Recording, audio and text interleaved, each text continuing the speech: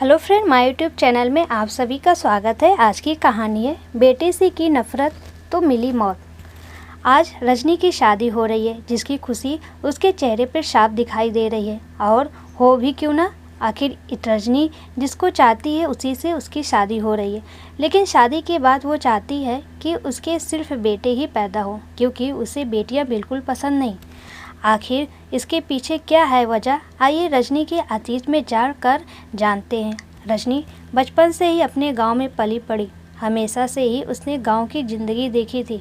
उसके माँ बाप भी गांव के ही थे। रजनी को हमेशा लड़की होने का ताना मिलता था। उसके माँ बाप हो या फिर उसके कुछ रिश्तेदार, सभी लड़कों को ज़्यादा महत्व देते थे। इसलिए रजनी को भी लगने लगा था कि लड़के जीवन में ज़्यादा महत्व रखते हैं। रजनी आगे पढ़ना चाहती थी, लेकिन उसके माता पिता ने उसकी पढ़ाई बंद करा दी और उससे कहा, तुम्हारे भाइयों की पढ़ाई ज़्यादा ज़रूरी है, वो हमारा साथ आखिरी तक देंगे, तुम तो पराया धन हो। तब तो रजनी को भी लगने लगा थी कि लड़के लड़कियां से ज़्यादा इम्पोर्टेंट होते हैं। एक दिन तो हद हो जाती है, जब रजनी अपने छोटे भाई राजू को लेकर खेत से वापस आ रही थी। सामने बनी सड़क पर जैसे ही रजनी राजू को लेकर आगे बढ़ती है, तो एक बाइक वाला सामने से आकर राजू को टक्कर मार देता है। रजनी तो बच जाती है, लेकिन राजू के पैर में फ्रैक्चर हो जाता है। वहाँ पे खड़े लोग जल्दी से राजू को ट्रीटमेंट के लिए हॉस्पिटल ले जाते हैं।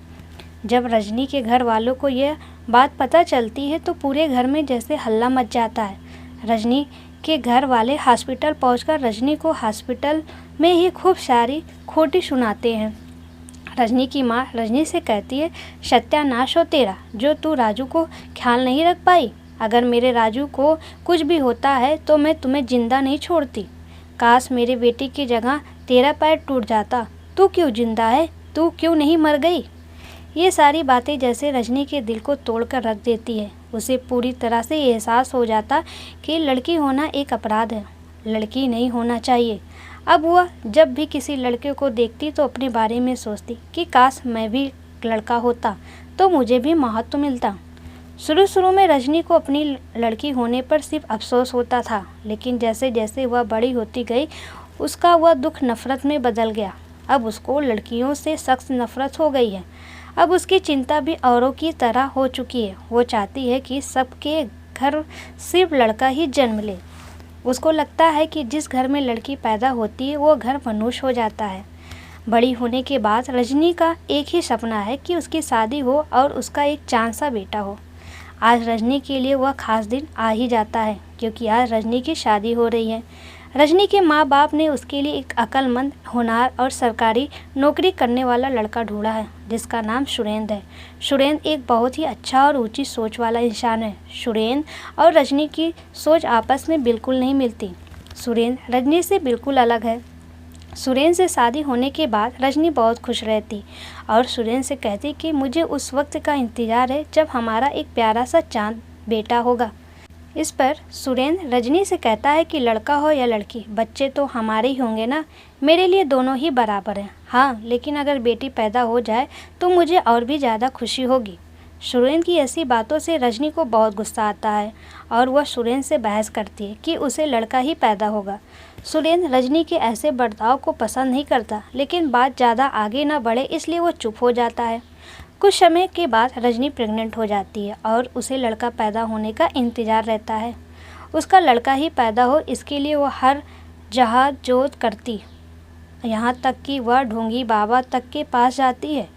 रजनी की इन हरकतों को सुरेंद्र नोटिस कर लेता है और उसको अंधविश्वास वाली चीज़ों से दूर रहने को कहता है।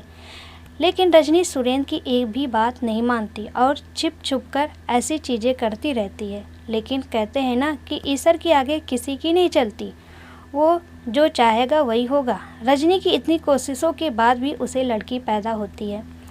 बेटी पैदा होने से रजनी का पति सुरेंद्र तो बहुत खुश रहता है, लेकिन रजनी अपनी बेटी को गोद में लेना तो दूर, उसका चेहरा भी नहीं देखना चाहती। हॉस्पिटल में नर्स रजनी से कहती है, मुबारक हो, आपको बहुत ही प्यारी सी बेटी हुई है। तो रजनी उस पर गुस्सा करते हुए कहती है कि बेटी नहीं, मनुष्य पैदा हुई है। नर्स रजनी के इस बर्ताव से डर जाती है और रूम से बाहर चली जाती है।